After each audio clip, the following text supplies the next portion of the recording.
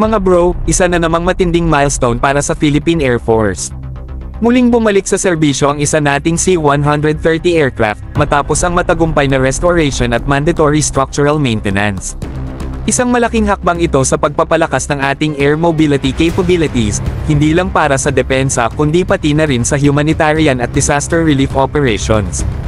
Alam naman natin na ang C-130 Hercules ay isa sa pinakamahalagang asset ng ating Air Force. Workhorse ng ating transport fleet, kaya hindi biro ang pagpapanatili at pagre-restore nito. Pero ngayon, balik na ito sa 100% operational status, handang maghatid ng suporta saan man kinakailangan. Ibig sabihin, mas mabilis na transportasyon ng tropa, relief goods, at mga critical supplies sa mga lugar na nangangailangan. Ito rin ay patunay na lumalakas ang aircraft maintenance capability ng PAF.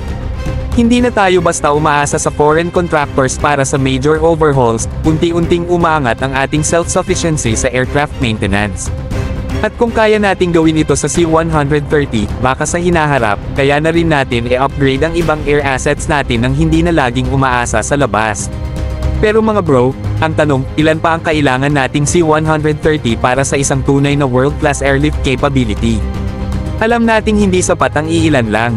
Kaya sana, kasama sa AFP Modernization Program ang dagdag pang C-130 acquisitions, para mas maraming aircraft ang handang lumipad anumang oras. Seryoso mga bro, airlift capability ang isa sa pinakamahalagang aspeto ng isang modernong armed forces. Walang kwenta ang magandang plano kung wala tayong sapat na transport aircraft para i-deploy ang mga sundalo at relief supplies sa tamang lugar, sa tamang oras.